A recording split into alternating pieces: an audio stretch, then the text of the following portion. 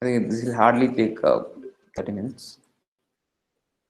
Get hidden Markov models. Hidden Markov models are graphical models where the circles will indicate states and arrows indicates probabilistic dependencies between states, essentially the state transitions. And so the states are hidden. That's hence the name hidden Markov models. And what you observe is a set of symbols emitted from the states.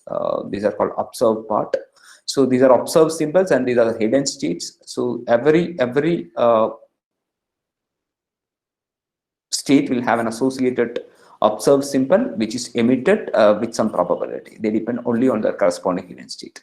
So hidden Markov model, in one sentence, these are Markov models with hidden states and observed symbols or observed states. All right. So for example, formally Q represents the states, right? Q can be Q1, Q2, etc. The states are represented by the symbol Q, and the symbols that it can emit, the states can emit, are called the symbols or sigma. So in our case, the example that I was mentioning you a while ago. So in the case of a coin tossing experiment, the state can be like the coin, either the fair coin or the biased coin or loaded coin, whether he has taken, that will become that F and L can become the state symbols, and state symbols representing the states, and sigma can be the head on tail which comes out of every experiment. In the case of what you call a frog jumping between green and yellow leaves in a pond, right, the state can be the type of leaf, the yellow or green, where the frog is sitting, and if the frog is emitting some sound with some probability, on yellow it will, with more probability, will emit one kind of sound, and green will be the other sound. If that's the case, the two types of sounds will become the set of alphabets of the observed symbols, right, the B1 to B2. So in our case, we have only two symbols and two states. Right, it'll become more clear. So so this is what it is, an HMM. So we have a set of states, and between the states there is state transitions, because with some probability the frog can jump from a yellow to green, green to yellow, and likewise, right. And then there is emission probabilities. At any state the frog can emit can make one type of sound. That's called the emission probability, and we'll see more concrete examples, right. And there are multiple problems solved by hidden Markov models. One is called, given a observation sequence, determine the best sequence of hidden states, right? Because you only see the observed part, you only see the observed symbols. That's an observable part of the system. And how do you, given the observation sequence, how do you decide what would have been the state sequence that resulted in these observations? Right, and that is being computed using a dynamic programming algorithm called Viterbi algorithm, which we are going to see in detail. All right, and there are other problems also associated with HMM. One is called another problem is called an evaluation of likelihood problem. Determine the likelihood. So given a particular state observation sequence, can you find the probability of getting that sequence, right? That's called, typically addressed with the forward and also backward algorithms. And then there is a learning problem, given observation sequence and sequence of states. Essentially, like, you get both the sequences and you have a graph, you know the states and you know the observed symbols, but you don't know the associated probability values. How do you assign what is called the transition probabilities and emission probabilities? Transition probabilities are the probabilities with which state transitions do occur, and emission probabilities are essentially the probability values representing the chance of certain symbols being emitted out of every other state. All right, let's see an example. This is an example that I've taken from the public domain. It's a dishonest casino, right? That's the example's name, which I've taken, and I've built all our cases, all our exercise. I mean, primarily like numerical examples around this dishonest casino. So make sure that you understand this. So there is a casino, and a casino has two dice. All right, here's a fair die, which means that this die, like, there are, you know that a die has 6 sides. So the probability of 1 coming up, 2, or up to 6 coming up is 1 by 6. And there also has the casino also has a loaded die. Loaded die meaning what do you call it? It's a biased die, which means that certain numbers do have high, basically like low chance of occurring, and other, say for example, the side 6 has half the chance. So if you throw that loaded die, what is going to happen is 50% of the time, yeah, this may turn up, right? The 6 may turn up. So, and the casino player switches between fair and, basically like there's a person inside the casino. He switches between fair and loaded die with probability 1 by 20 in each turn. That's the kind of probability. So basically, so if he is in the, what do you call, with a fair die, he most probably continue with the fair die, and if it is with a loaded die, he will continue, but there is a chance of switching between the dice with a probability value of 1 by 20, which is 0.05. All right. And there's this game. This is a casino game. You can bet $1. You can give $1, and you can also, like, you can actually what do you call? You can roll. So this has 2 dice. You're basically like you are given with $1. You are given a chance to throw the die once. All right. You're always given the fair die, which means that your die will be like this. Your die will be that die will have always chance of getting any of the numbers with 1 by 6 as a probability. And the casino player rolls, all right, and you don't know whether the casino player will take the fair die or the other die. You can't distinguish between the 2 dice, all right. He'll actually, like, I mean, basically he'll take one of those dice, right? The die that is with you is given to you is always a fair die. The other player can actually either he can take the fair die or maybe the loaded die. And what happens is, end of the game, the result of the game is, if your number is what you call greater than the number that he has got, you get $2. Otherwise, he gets some money. That's what it is. So if you get your fair die gave you a number which is greater than the number that the casino player got by he choosing either the fair die or loaded die, where you don't know like whether he's actually taking the fair die or what do you call the loaded die, and you know that the loaded die is actually cheat. All right, loaded die is actually cheat. He always, you see that 6 has six has more chance of occurring, which means that if he's checking, so that sends a name that is honest casino. So and you don't know, like, the unobserved states are whether the person in the casino is taking a fair die or loaded die, and the observed things are what number comes out of it. All right, and you have sequence of symbols. The sequence of rolls by the casino player can be, all right, this can be the sequence that comes out. All right, typically if you see a lot of 6, you can see that looks like it's more of a loaded die. If you don't see many 6s, yeah, looks like it's fair, right? Looks fair, but a lot of 6s, definitely he's cheating on this context. All right.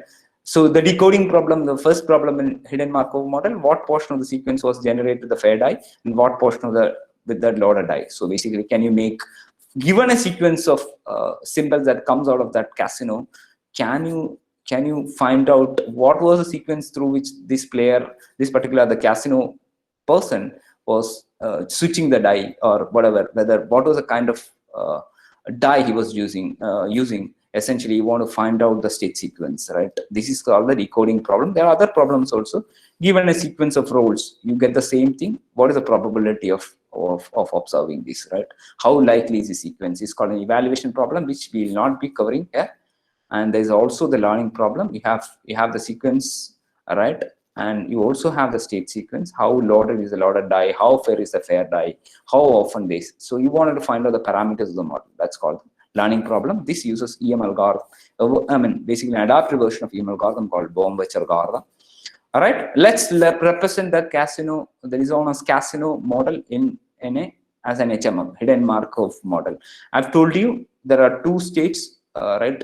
The player, the casino man working with the fair die or the loaded die. These are the 2 states, and fair, he'll continue to be in fair 95% of the time. Basically 0.95 is the probability of continuing there or here, and chance of a switch is 1 by 20 is 0.05. That's what it is.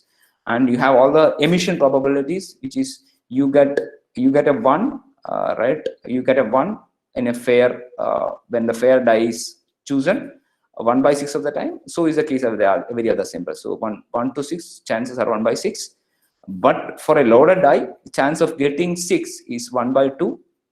Others are 1/10. That's what it is, and it'll add up to 1. So this is a graphical model of a hidden Markov model, and these two are unobserved states, and these are the observed essentially, and these are the transition probabilities, and these are the observed symbols. Observed symbols of the casino is basically like what comes out is you get these kind of sequences, right? What comes out is the kind of sequences that it produces at every state. So this represents an HMM, right? It's an HMM representing a dishonest casino. And Markov property, I told you, at any time steps t, t, the only thing that affects the future state is the current state. So that's what it is. And if I'm on a fair die, the chance of I have remaining there. So I mean, my current state will decide where I go next, right? So the transit will depend only on the current state. The history doesn't matter. This is called the Markovian property, and hidden Markov model is a Markov model. So it obeys Markovian property. So Markovian property, right? So at state at t+1, the state is k. Whatever be happened so far at doesn't matter. All you worry is where was I at t, right? I don't have to, whatever I may have been at these states, I may have emitted these kind of symbols, doesn't matter. I am worried. So pi t+1 at k, right, given will be decided only by pi t. The current state will decide the future state. Or si+1, probability of si+1 given s0 to si can be written as equivalent to probability of si+1 given si. I don't have to, I can forget about the previous states. This is Markovian property. So basically the state transition obeys Markovian property, and there is one more set of probabilities that a Markovian model do have.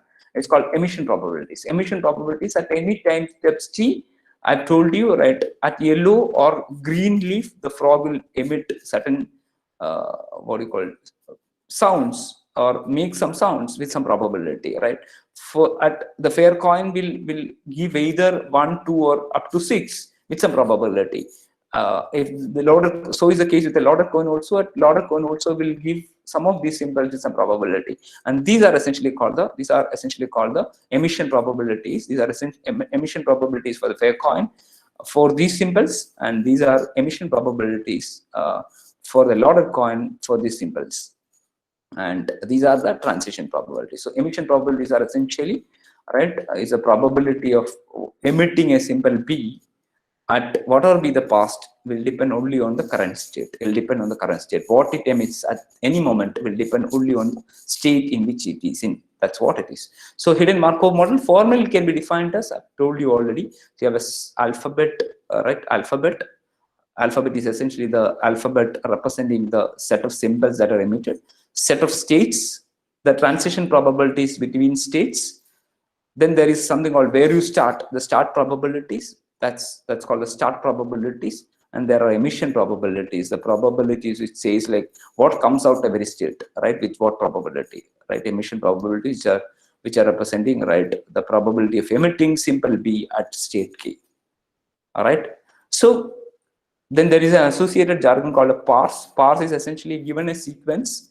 All right, what is the state sequence that created that particular sequence? Say, for example, I've got this sequence. I've got this observation sequence. These are the sounds made by the frog. These can be the outcome 1, 6, 2, 6, etc. of the dice experiment that the casino guy does, or this can be output of that coin tossing experiment, head tail, etc. Tail tail tail head head. That can be the sequence. And what is that sequence of state transitions which resulted in this observation sequence? That is called a parse, right? So generating the sequence by a model, how does this model generates? It'll start somewhere. It'll go to a state, right, with the starting probability, and then it emits a symbol some probability, and then it will, with some transition probability, move to some other state, and then emit and keep continuing. Start at state, some initial state, emit letter xi, so the frog can start probability. I would say the probability of frog starting at a green is green and yellow are alike, which means the probability of a green, the state green start as the starting point is 0.5, and the probability of yellow is 0.5 in the frog jumping example. Probability of taking a fair coin or a loaded coin initially by the casino fellow is, if it is 0.5, I say like initially he may choose either a loaded coin or fair coin, and then he moves on, right? At any state, he'll emit a simple and then go to the next state according to the transition probability, right? This is something that we have already, likelihood evaluation. This we are not going to see. It's essentially like, given a sequence, how probable that sequence is an evaluation problem. Likelihood of a, right? Likelihood of an observation, right? Likelihood of a pass is basically like how how likely. This is what we are going to look at. Given a sequence and a parse is essentially the set of states which would have created the sequence. We will not be interested in looking at the likelihood of an observation sequence, which is the evaluation problem. Likelihood of a parse is nothing but the decoding problem. Given a sequence and a parse, essentially the set of states which created that sequence, how likely that is. We are going to see examples, and then we'll decide on how do you decide, how do you do the decoding, right? How do you, given a particular state observation sequence, how do you decide on the state sequence? Let the sequence of roles be, right? This is what you get. All right, then what likelihood? This is what it is. This is called this observation sequence, and this is what is the what do you call the state sequence. This may be the state sequence which are produces. How likely this state sequence to how likely that this would be the state sequence given this is the observation sequence, and that is called the likelihood of a parse, which is connected to the decoding problem, right?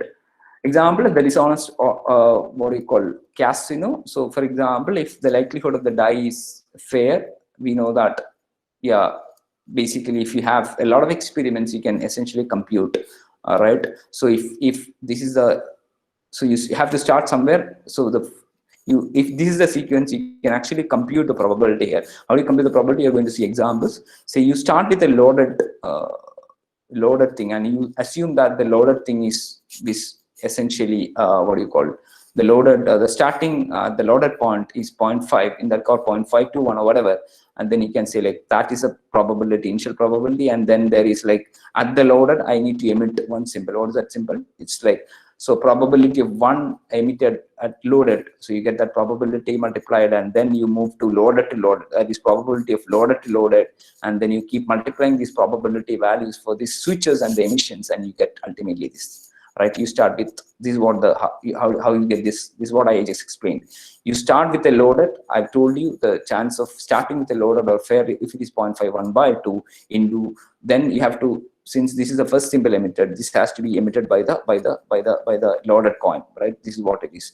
So the sequence that you have considered is this. If that is the case, probability of one getting emitted by a loaded thing, then what you do? Then you have to basically like switch, right? So given what is the probability of what do you call moving from a loaded to loaded, and likewise you need to compute. Likewise you need to sort of what do you call, this is not a good representation. So essentially like likewise, and the last one being F4. So the last state should emit F4, right? So you move from loaded to loaded, and if you compute, if you put all these numbers together, you get this number. Don't worry, we have a smaller, simpler example to do with. All right, so let the sequence of roles be like this. Again, for the sequence, you can compute like this. You essentially multiply, start somewhere, keep multiplying the emission probabilities and transition probabilities. You get things of this kind. Right. So 3 main questions in HMM. This is just a recap. Decoding problem. Given a observation sequence, given a sequence of observations, can you find the state sequence? This is being addressed by what is called the Viterbi algorithm, which we are going to see. Evaluation problem, given an observation sequence or the probability of that observation sequence given the model. Right. Learning problem is given the specifications. Right. An HMM, the graph would be given, but no probability values, unspecified transition and emission probabilities, and a sequence. Can you compute the probability tables, right? The emission probability table and the transition probability table, right? Problem that we are going to see is decoding. That's our, so Just to do a recap, an HMM, a hidden Markov model, is nothing but a graphical model. Graphical model, which obeys Markovian property in the state transitions, and the system do have hidden states. So hence the name. So it's a Markovian model with hidden states, where the observable are the observable symbols, and the state transitions or states are unobservable. Right? They are hidden. Hence the name hidden Markov model. Hidden Markov model is specified with a set of states. Right? And the transition probabilities within the set of states. So we have transition probabilities, and every state will emit certain symbols from a collection of symbols called alphabet, and there will be a probability for emitting these symbols at any state. At any state, that is called emission probability, and there will be an initial probability distribution. Say it's like what is the chance of starting in each of the states, and then there is what you call, and then there is a what you call the essential the diagram, basically the graphical diagram representing this, called the state diagram. Right? So hidden Markov models are essentially Markov models with hidden states, specified in terms of the set of states, the set of emission symbols, set of transition probabilities, set of emission probabilities, and initial probabilities with an appropriate state diagram. We're going to see it.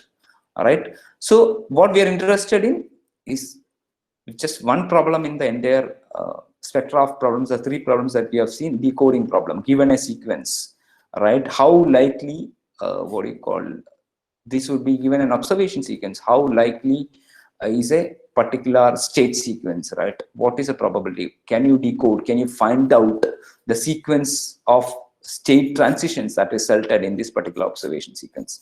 And this is being addressed by what is called dynamic programming. Dynamic programming is, right, it's a divide and conquer approach. What you do is essentially you break down your problem into smaller problems and try to address it. We solve this problem using what is called recurrence. Right? I hope you're all aware of the notion of recurrence. For example, if you want to, simplest example would be the factorial of a number. Say factorial of 5. What is factorial of 5? So factorial of 5 can be represented as 5 into factorial of 4. All right. All right. Factorial of 4 can be represented as 4 into factorial of 3. All right. Factorial of n can be represented as n into factorial of n minus 1. So this is an example for what you call recurrence, where you break down the problem into smaller subproblems and ultimately solve the baseline problem and keep building it up. Right? This is an example for dynamic programming context. So we can prove this by the decoding idea or the dynamic programming idea behind Viterbi algorithm, like this, using induction. We'll come back to this after this algorithm and this representation, after seeing an example. That would be ideal, right? I think we'll look at the example, see what it is, and then come back and look at this theoretical explanation. All right, let's take the same example. This example is find the state sequence that generated the observation sequence 165. I've got, so this is a representation of that HMM, the same HMM. All right, all I want to do now is you take that piece of paper, all of you, do you have that piece of paper with you? Just draw this diagram. This is the dishonest casino example. Just make a copy of this particular slide. Get a copy of this slide. It'll take another 5-10 minutes to explain. Once you understand this particular algorithm, Viterbi algorithm is so simple, but typically people get confused. So that's the reason why I've created that this numerical example yesterday, and so that you'll have a fair understanding of the context. Can you just copy this and let me know once you've done? I'll give you a minute to copy this. So you've got two states, fair and loaded, and transition probability. These are the transition probabilities. These are emission probabilities. All right. This is an HMM, hidden Markov, and these you cannot see these things. You cannot observe the states. You can only see the emitted symbols, right? The symbols. You can only see a sequence of ones or 1 to 6 coming out, all right? The symbols coming out, and you don't know these states are what you call hidden from you. So it's a Markovian model with hidden states and observable emitted symbols. Have you drawn this?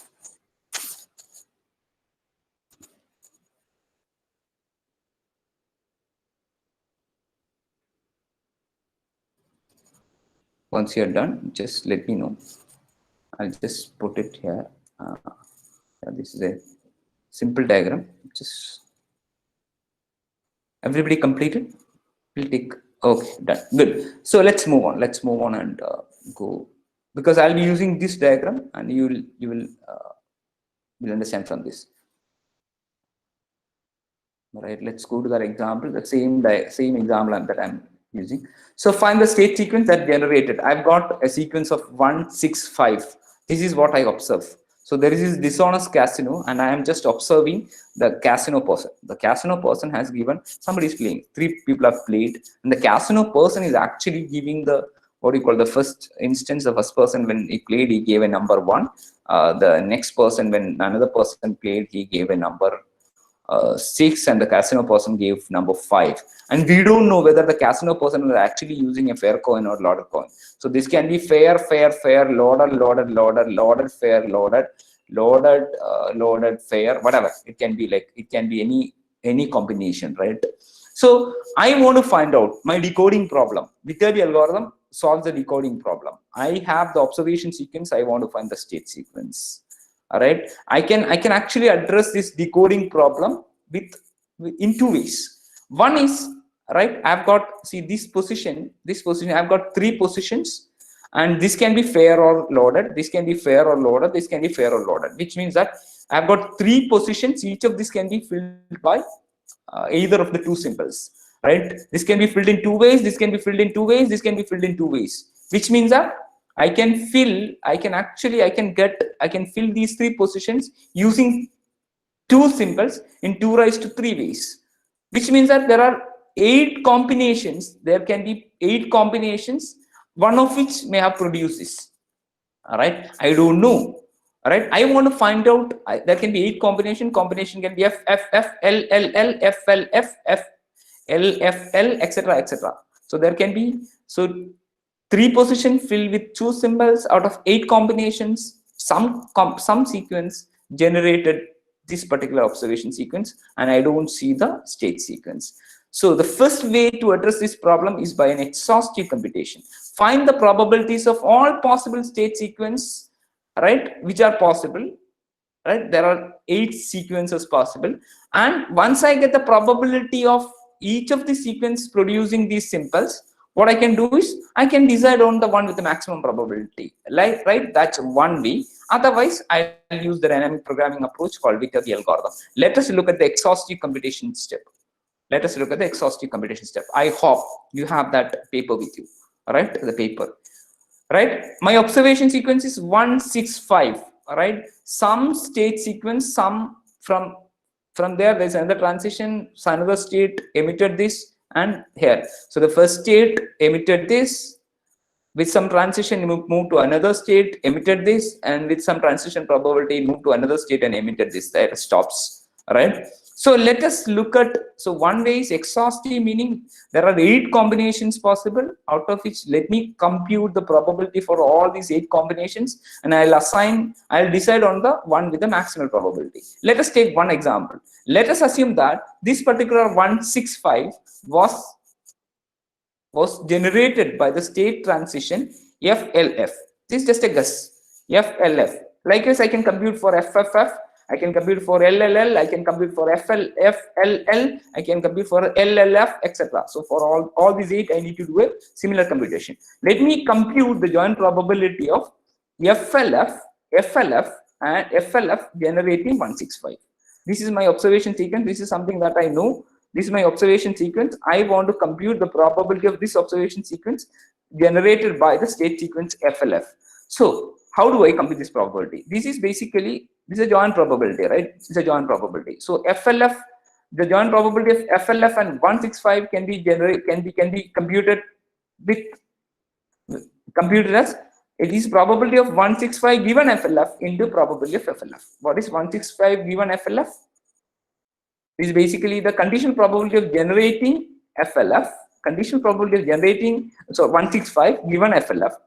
So the joint probability FLF and 165 can be computed as a product of the conditional probability of generating 165 with FLF of the transition with the multiplied by the probability of the state transition FLF. So how do you do this? FLF meaning I have to start at F, right? And I have to what is the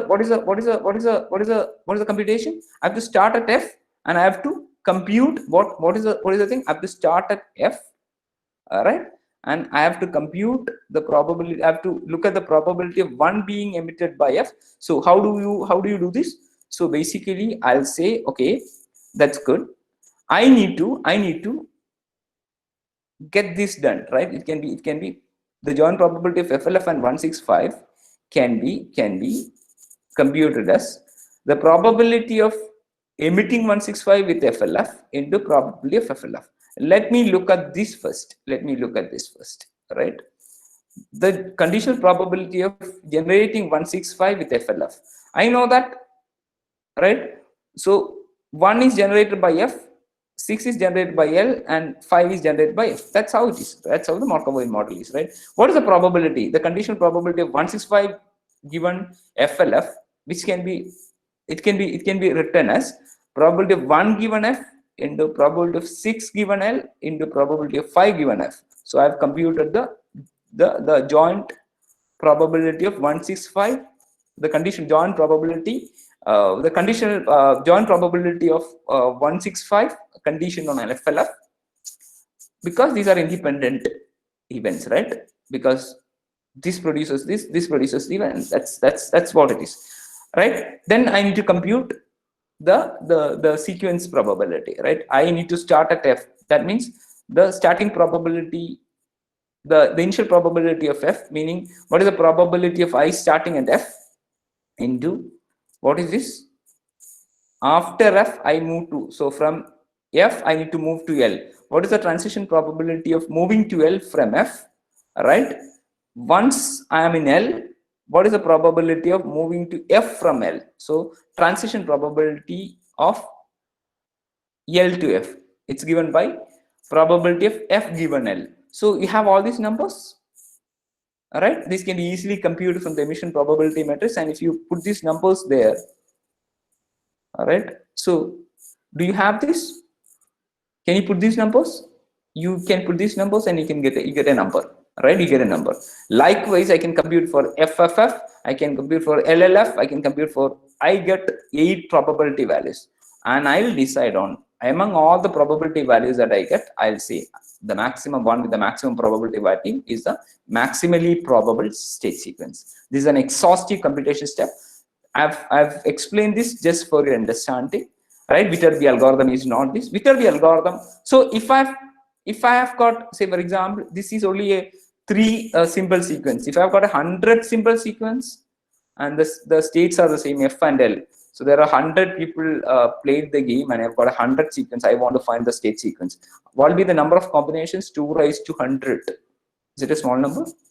So I need to compute, if I am doing an exhaustive method, I need to compute the probability for all these 2 raised to 100 combinations, and then among that I need to assign, right? This is computationally very difficult. Hence people said, hey, let us use what is called Viterbi algorithm, which is dynamic programming. Idea is pretty straightforward, simple. This is a diagram that I've made. I'll be sharing this diagram with you. So what I do is I represent the Markovian, Markov chain. So I've got 165 as my emission symbols, and this 1 can be emitted either from an L or F. I can start at an L or F, and L or F can emit 1, and then from L I can move to F or L. If this was started at F, I can move to L or F. Same case here. I would emit, whatever be the state I got here, I have emitted 6, and likewise I'll move to another state and emit 5. That's what it is. That's that context. All the transitions, possible transitions are represented, possible transition. So this 1 can be emitted either by this or this. I don't know which one we start with, this or this. So some movement through this diagram, right? I may have either move, I may start here, move like this, and then move like this. So it can be LFL, it can be FLF, or it can be FFF, it can be LLL. So this is essentially a diagram, and they compute what is called the Viterbi value. The Viterbi is essentially the Vij, right? Vij. Just understand this is represent the probability of the symbol at position J.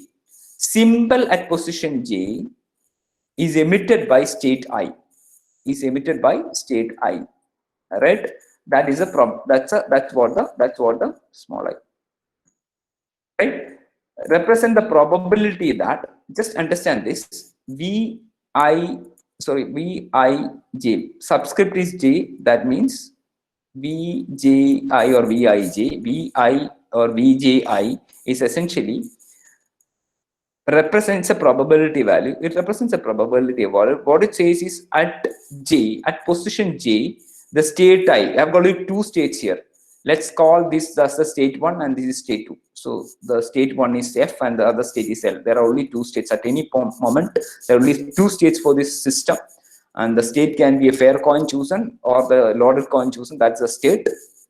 All right, at position J, I'm at position 1 of the observed sequence. At position 1, this is my first position 1, this is my position 2, and this is my position 3 in the observation sequence. So at position 1, that is V1, all right, V1I is a probability that this particular symbol, say V11, will represent the probability that at 1, the position 1, the probability that this particular, the state 1 emitted, right? If the probability that this particular state emitted the symbol here is V11. So likewise, what is V22? What is the symbol at 2? Position 2 is 6. The probability that this particular, that's a core of Viterbi algorithm. The probability, this is the position 2. At position 2, what is the probability that the state 2, this is, we are representing L as state 2. What is the probability that the state 2, this is the state at that point in time which emitted the 6. This is the Viterbi. So represent the probability of the symbol at position J is emitted by the state I. So you compute, what do you do? You can actually incrementally compute. I can find the probability of, I can compute these V values. Right, incrementally I can compute. I can start with, right, if it is a recursion, I may actually like kind of keep starting from here. V3 can be represented in terms of V2 can be represented in V1, that's a recursion. So I can keep computing, aggregating these V values in a recursive fashion, and the sequence with the maximal V value at every position is the correct state sequence. Let's see an example in our case. Let's see the example in our case. All right, let's compute the V value, right? So we have the state sequence. What is the state sequence? 165. What is the first thing? I need to compute V1. See the first position, V1, right? V1, and this is state. This particular, this is called F's are called state 1, and L's are called state 2. If you don't like it, you can put the symbol F here. I can put VF, right? Oh, so VL here and VF here. I thought for simplicity and notational convenience, I put F is called state 1 and L is called state 2. All right. So in that case, I'll compute. Right. I need to compute V11. What is? It's a probability that the symbol at position 1, which is this particular symbol, is emitted by this. V22 is a probability that state that the symbol at position 1 is emitted by this state. All right. So let's compute V11. What is V11? What is V11? V11 is a probability that this F created this, generated this symbol, emitted this symbol.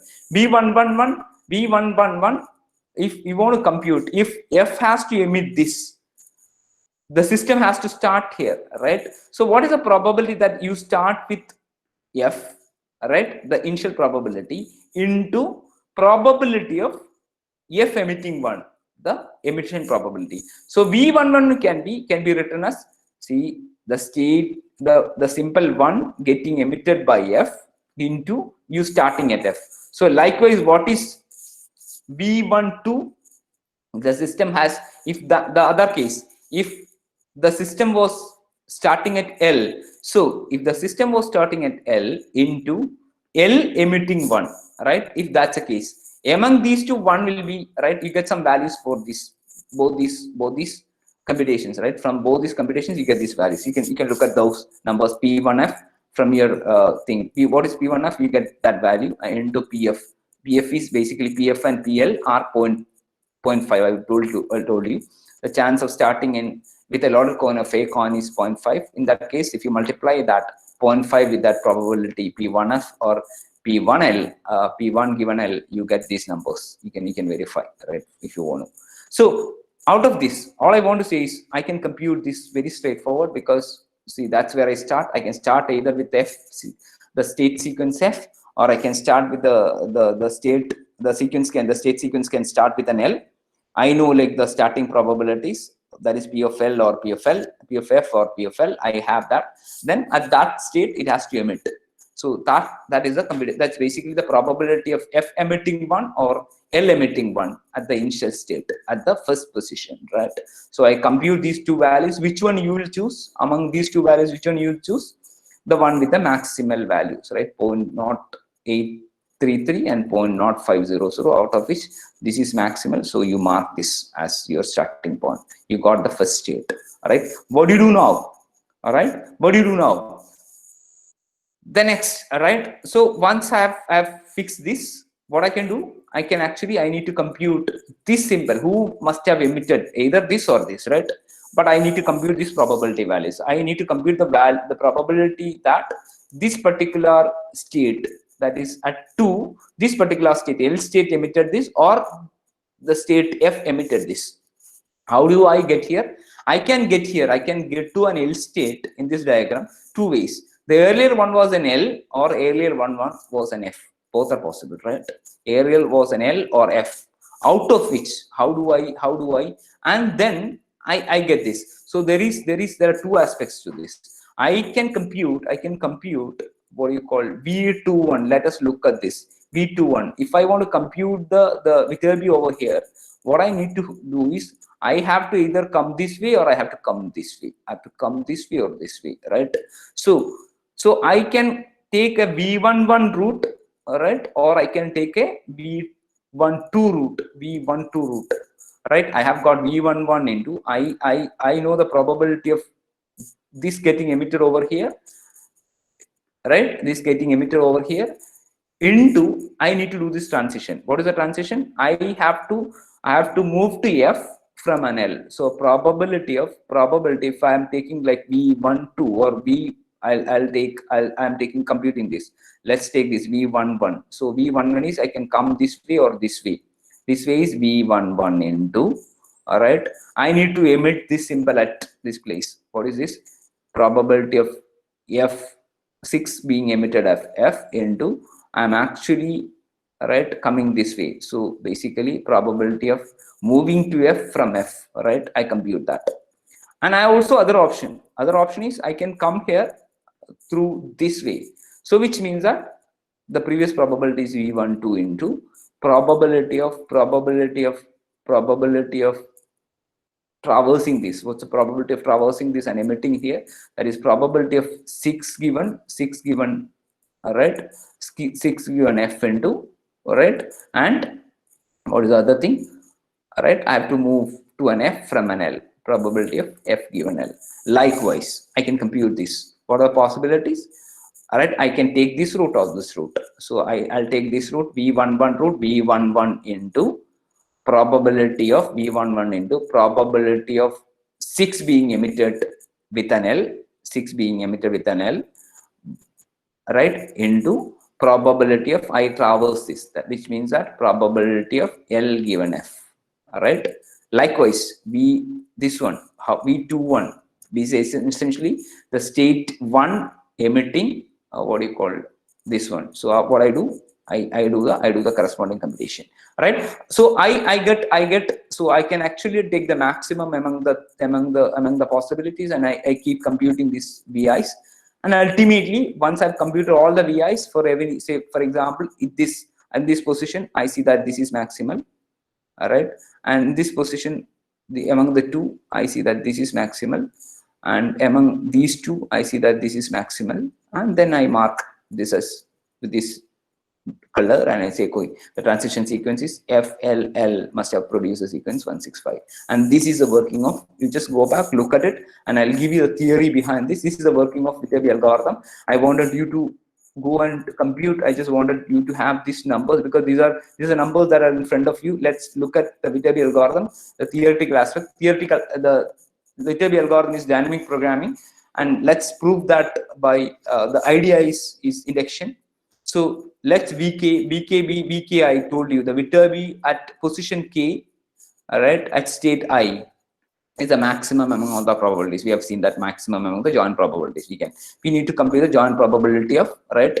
So at any position I, the joint probability of up to that you have traversed, right, and then, right, you have traversed up to that. This is the transition probability, and then emitted ci, which means that at position k with the state k you have emitted a symbol xi. So that's the definition. Vki I've already told you. Vki represents the probability of emitting symbol I, right? Emitting the symbol at position I. The probability of emitting the symbol at position I, which we labeled as xi, right? With k as the state. Vki, let me repeat, this is the most critical part. Vki is a probability of emitting the symbol at I. Let's look at this example. Vki V12 is a probability of emitting the symbol at 1, right? V22, the probability of emitting the symbol at 2, which is a 6, the position 6. V3i is the probability of emitting the symbol at position 3, right? And these are the one that goes in the bracket is actually the state. So let's look at that algorithm carefully, the induction step carefully. Vki is a probability of this of emitting, right, emitting the symbol at position I by the state k, right? State k, you have got states, the discrete states, the state k emitting the symbol located at position I. If Vki induction, right, Vki is given, can you compute, right, the next thing, I plus 1, right? Can you compute the probability? Can you compute, how do you compute the probability of I plus 1, right? How do you compute the probability of the symbol emitted or symbol observed at I plus 1, right? I have the probability of for the symbol at I need to compute the probability of the symbol at I plus 1 produced by the state L, right? So I need to compute Vi plus 1, right, L, which means that what is the probability that L, the state L, produces E plus 1. So with the same equation, I just put it there. I'll say like, okay, this is the same thing. With this step I can write max pi 1 to pi I minus 1. I say like max, instead of that will be pi, because one step ahead, pi I, and the symbol at I plus 1 is xi plus 1, say instead of xi I plus 1. And then now the state is, right, the state that emitted the symbol at I plus 1 is L. So pi I plus 1 is equal to L. I need to compute this. How do I compute this? This is the max, right? So this can be Pxi plus 1. So this is a joint probability. I can expand using conditional probabilities. So this can be written as probability of x1 to, right, this particular up to L conditioned over, right, whatever x1 to xi, right, x1 to xi is given, right, x1 to xi, all right. So I can represent this, right, and the pi 1 to pi I into, right, I separate out only the other part, basically it's basically I'm expanding using a conditional probability. So this can be written as probability of xi plus 1 pi I plus 1, all right. So basically the conditional probability of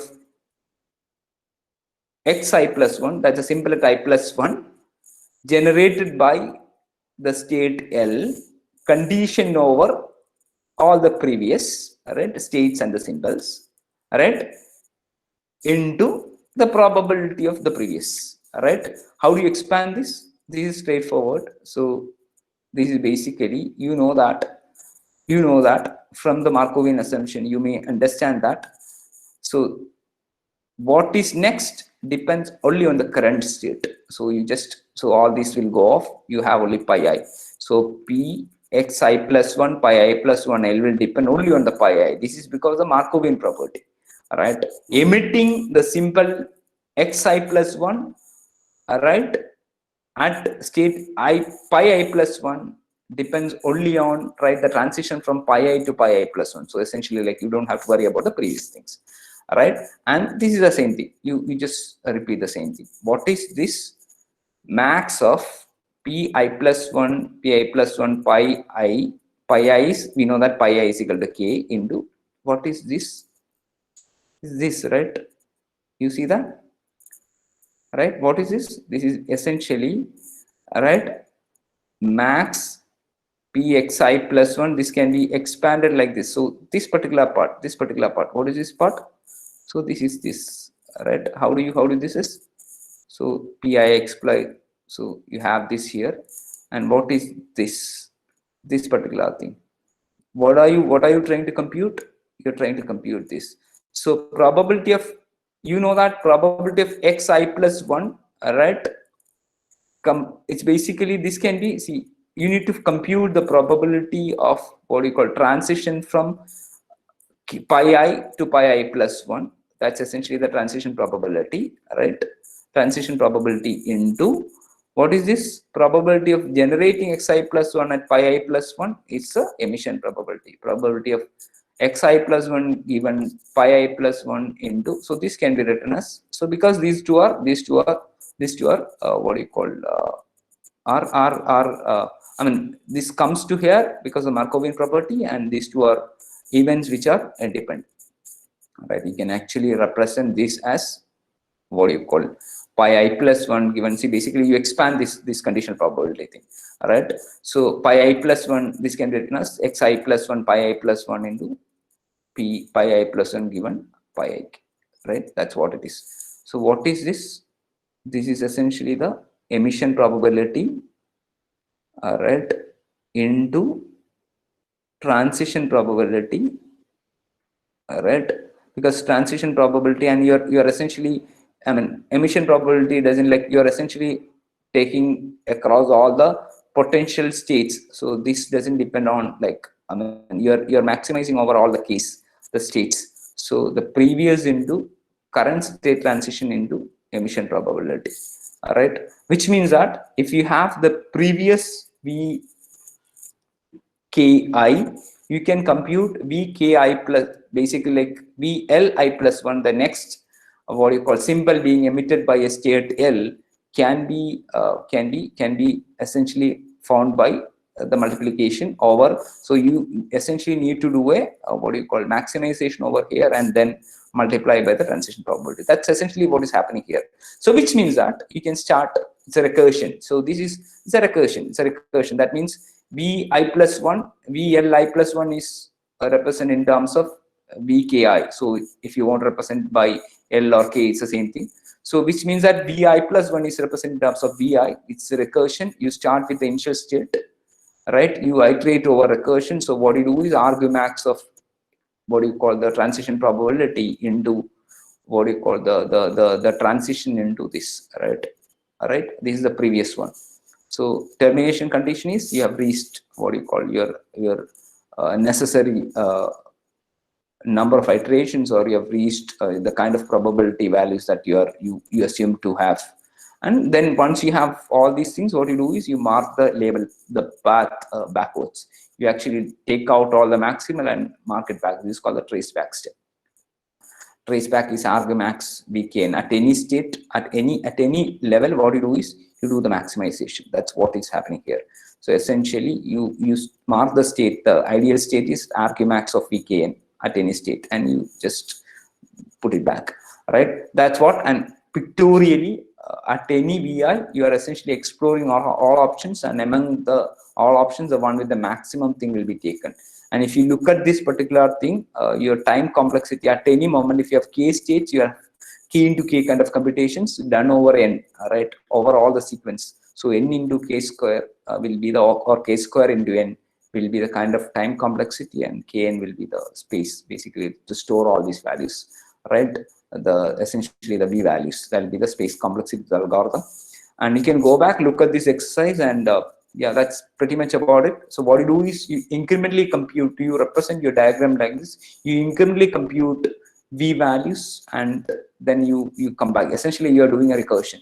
So you call your algorithm with the final state, that will call the previous one, and that will call previous, and ultimately you know this, right? You get to a state, you compute this, right? v11 and v12 you compute. Then from that you will compute, that would have been called by a v22 and v21, which means that these values can be computed. Once these are available, this will be computed over the stack, and once these are available, this will be computed, and finally the final one. And then there is a trace back, which means that you go to every other state, and what you do is you find the maximum among the v values among the states, and you mark those states. So here the computation, like the earlier computation was, if you have n if you have n what do you call, if you have the previous exhaustive computation, if you have got a sequence of length n, and you have got k states, which means that k symbols can be k symbols, right? N positions and k symbols, which means that k raised to n is a kind of computation. K raised to n is a kind of computation you need for exhaustive what do you call, exploration of finding the state sequence given the observation sequence. But a Viterbi algorithm, since because of the recurrence or the recursion or the dynamic programming, it's able to compute the path, trace the path with a k-square computation. That's what it is. That's what Viterbi algorithm is all about. So this is the most interesting part. So computation at I+1 can be represented at I, and that's what I was demonstrating over here. So you compute this, I mean, essentially your calls come back from here because of recursion, and essentially start computing from here, computing up from here. You compute starting probability at 1 into emitting the symbol at 1, right? So you compute this starting at FL and starting at L into 1 being emitted at L. That's what it is. Once you have this, you can actually reach here from here or here.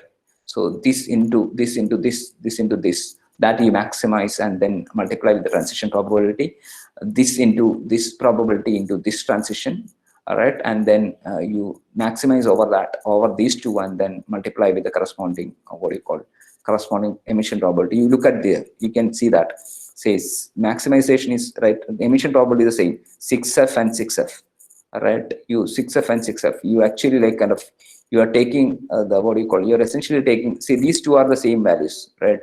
But the difference is v11 and v12, either here reaching here, either through here or here, reaching here either through here or here.